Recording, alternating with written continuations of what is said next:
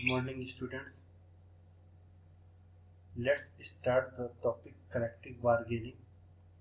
Yesterday, in the previous lecture, we had discussed about the collective bargaining. Some portion was left. So, in this lecture, we'll cover the left portion of the collective bargaining. Okay, so now as we come in our topic, let's start the collective bargaining functions. Okay, so as in the functions of collective bargaining, Butler has viewed the function as a process of social changes. That means due to collective bargaining a social changes occur. A peace treaty between two parties occurs, and a system of industrial jurisprudence. Okay, so due to collective bargaining, the functions that is being covered here is the social changes, peace treaty between the parties, and the industrial jurisprudence. Okay, so this is the functions of industrial jurisprudence. Okay, so in the as a process of social changes, collective bargaining enhances the status of the working class in a society. Wage earners have enhanced their social and economic positions in relation to other groups. Employers have also retained higher power and dignity through collective bargaining. Okay, so by collective bargaining, a social changes is found in the society. That means worker positions become it means the status of working class in a society. Wage earners have increased their social and economical positions, and they have retained their higher power dignity through the collective bargaining. Okay, a peace treaty between two parties. It means it's a peace treaty between the employers and the employees. However, the settlement between the two parties is a compromise, but it generates the peace treaty between the employers and the employees. Third one is it creates a system of jurisprudence, okay, inside the industry. It means it is a method of introducing civil rights into the industry. It stabilizes and defines the traditional authority under joint control of union and management. So all these functions are done with the help of collective bargaining. So importance to the society. In here we will see what is the importance of collective bargaining in the field of society. Collective bargaining leads the industrial peace in the country. Second, discrimination और exploitation of worker is constantly being chased. इसका मतलब क्या है, industry में जो भी worker काम कर रहे हैं तो कंटिन्यूअसली चेक किया जा रहा है कि कहीं पे वर्कर के साथ भेदभाव तो नहीं है या कोई उनका एक्सप्लॉयटेशन तो नहीं हो रहे हैं. दैट मीन्स कि ऐसा तो नहीं है कि किसी वर्कर पे किसी भी बेसिस पे, रिलीजन बेसिस पे या caste basis, that means any how कोई ऐसा तो नहीं है कि भेदभाव किया जा रहा हो या किसी तरीके का उनका शोषण हो रहा हो. तो ये सारी चीजें कंटिन्यूअसली चेक होती रहती हैं. तो ये एक इम्पोर्टेंस है सोसाइटी में कलेक्टिव बार्गेनिंग का, क्योंकि कलेक्टिव बार्गेनिंग है क्या, पर्टिकुलर दोनों जो पार्टीज होती हैं वो क्या करती हैं, आपस में एक निगोशिएशंस करती है. पर्टिकुलर उसके टॉपिक होते हैं, जिन टॉपिक्स पे या जिन टर्म्स पे निगोशिएशन किए जाते हैं, तो उसमें ये इंपॉर्टेंस होती है सोसाइटी बेसिस पे. दैट मीन्स कि इट प्रोवाइड्स अ मेथड और the regulation of condition of employment of those who are directly concerned about them. अब क्या होता है कलेक्टिव बार्गेनिंग से एम्प्लॉयर को क्या इंपॉर्टेंस है, that is what is the importance of collective bargaining to the employer. First thing, management के लिए इजी हो जाता है. It becomes easier for management to resolve issues at bargaining level rather than taking up complaints of individual workers.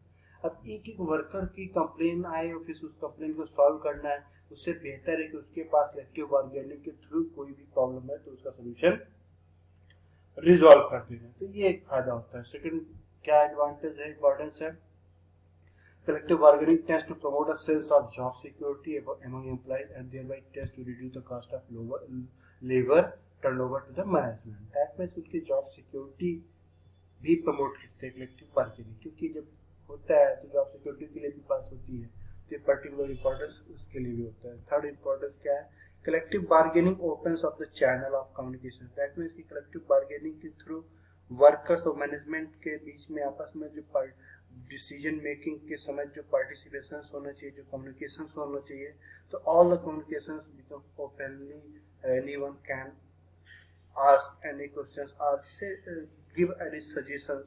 So it is through the collective bargaining, open channel is provided inside the industry. Collective bargaining always play a vital role in settling and preventing the industrial disputes. So these are the importance of the employer. Employer की सारी help हो जाती है collective bargaining के through. Next, employ को क्या क्या help मिलती है। सबसे पहले तो ये कलेक्टिव बार्गेनिंग क्या करता है कि जो भी एम्प्लॉय है उस एम्प्लॉय में उसका सेल्फ रिस्पेक्ट या उसकी रिस्पॉन्सिबिलिटी को प्रमोट करता है। ओके, सेकेंड थिंग, ये जो वर्कफोर्स है उसके स्ट्रेंथ को इंक्रीज करेगा, क्योंकि अगर bargaining capacity as a group उनकी इंक्रीज होती है तो वर्कफोर्स भी इंक्रीज होता है, क्योंकि बार्गेनिंग कैपेसिटी इंक्रीज होने से क्या है कि मैक्सिमम हर टॉपिक्स पे वो डिस्कस कर सकते हैं, बात कर सकते हैं, उनकी जो भी इशूज हैं वो सॉल्व की जा सकती है। फिर collective bargaining increases the morale and productivity of the employee. Collective bargaining है वो जो भी एम्प्लॉयज उनकी मोरलिटी और प्रोडक्टिविटी को इंक्रीज करने के लिए होता है। और ये भी है कि it restrict management freedom for arbitrary actions against the employee. ये मैनेजमेंट की फ्रीडम है, ऐसा नहीं मैनेजमेंट जाके डायरेक्टली हस्तक्षेप करने लगे किसी के बीच में कि ऐसा नहीं ऐसा करिए, इससे की कोई बात नहीं है। इन सारी चीज़ों पे रिस्ट्रिक्शन प्रोवाइड करता है। वर्कर फील्स वो क्या मोटिवेटेड, वर्कर मोटिवेट फील करता है and it provides a secure and fair settlement of the grievances. सारे grievance promptly and fairly settled by using collective bargaining. It provides a flexible means for adjustment of wages and employment conditions to economic and technological change in the industry. So ये flexible changes या economics में ये सारी चीजें जो भी आ रही हैं ये सब कवर हो जाती है, ये सारी चीजें इजिली सॉल्व हो जाता है with the help of collective bargaining. Now अब देखते हैं कि कलेक्टिव बार्गेनिंग कितने टाइप की होती है। तो collective bargaining according to Forsons ये there are 4 type of collective bargaining, distributive और कंजक्टिव बार्गेनिंग। डिस्ट्रीब्यूटिव या कंजक्टिव बार्गेनिंग की बात करते हैं तो इसमें किस तरीके के इश्यूज आते हैं, जैसे कि वेजेस, सैलरी या बोनस, ये सारी चीजें डिस्कस की जाती हैं डिस्ट्रीब्यूटिव बार्गेनिंग में। डिस्ट्रीब्यूटिव और conjunctive bargaining in this economic issues like wages, salaries and bonus are being discussed.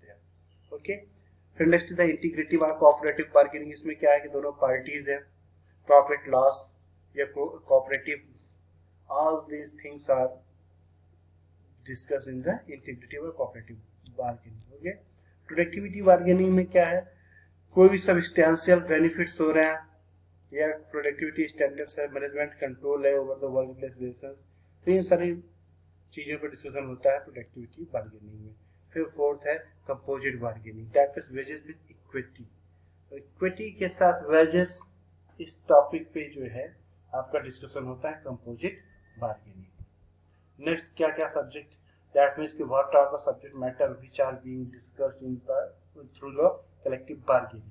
So employment, recognition of union wages and allowances, hours of work, leave and festival holidays, bonus, profit sharing, seniority, rationalism या fixation of workload, standard of labour force या PF, जो भी आपका PF होता है, gratuity होती है या रिटायरमेंट बेनिफिट स्कीम्स हैं, इंसेंटिव जो भी स्कीम्स होती हैं, हाउसिंग, ट्रांसपोर्ट फैसिलिटीज है, is related to the discipline and stop rules. ये बात करते हैं हम वर्किंग कंडीशंस की, तो issues related to safety and accident prevention, occupational disease and protective clothing, या फिर कोई भी canteen, medical health services and creches, ये ऑल सीरीज से होती हैं। तो ये all the things are being settled through the, these are the subject matter for the collective bargaining. That means कि all these issues are discussed and settled by using collective bargaining. cooperative thrift and credit societies. That means कि हमारा जो cooperative thrift है कम खर्चा होना चाहिए, credit societies, educational, recreational, training skills, all these are the subject matters which are being settled by through the collective bargaining. Okay, now this is the individual bargaining. क्या है individual bargaining में particular हम देखें कि what is individual bargaining. So employment at will, खुद की इच्छा पे जो काम, that means कि it is an unwritten contract with employee. जो एम्प्लॉई है वो अनरिटन कॉन्ट्रैक्ट होता है एंड बट नो एग्रीमेंट, कोई एग्रीमेंट नहीं होता है कि how long party expect employment to last, कब तक करेंगे. सीनियरिटी मींस रिलेटिव, सीनियरिटी कोई मतलब नहीं होता, बहुत थोड़ा बहुत. Concept of supply and demand, employment at will, this is the individual bargaining. Forms of bargaining, bargaining structure किस तरीके से हो सकता है. तो पहला क्या है कि एक कंपनी है, वन कंपनी डील करे एक सिंगल यूनियन से, तो एक टाइप ये होता है स्ट्रक्चर. दैट मीन्स कि one company dealing with a single union. Second क्या है, several companies dealing with a single union. फिर नेक्स्ट क्या है, several unions dealing with a single company and several companies dealing with a several union. So these are the forms of the bargaining structure. फिर next union management relationship की बात करते हैं. तो union management relationship कैसा हो सकता है, conflict, power bargaining, accommodation, corporation, solutions, ये सारे रिलेशनशिप्स होते हैं यूनियन मैनेजमेंट में. बार्गेनिंग इश्यूज की बात करते हैं, डॉक्यूमेंट जिस पे जो कलेक्टिव बार्गेनिंग के थ्रू बन के आते हैं, वो जो लेबर एग्रीमेंट होता है, कॉन्ट्रैक्ट एग्रीमेंट होता है, किन किन चीज़ें मतलब है. रिकॉग्निशन मैनेजमेंट के क्या राइट्स हैं, यूनियन सिक्योरिटी पे है, कंपनसेशन एंड बेनिफिट्स पे है, ग्रीवेंस प्रोसीजर्स, एम्प्लॉय सिक्योरिटी, ये सारी चीज़ें क्या होती हैं बार्गेनिंग इश्यूज पे होती हैं. फिर प्रोफेशनल का कोई उतना नहीं है, ये सारी चीज़ें ऐसे ही है. Okay, so thank you. We have covered all the theories, types, and importance of the collective bargaining in the field of sociology. So it is whole about the collective bargaining. So cover this topic by using the two videos. Okay, thank you all.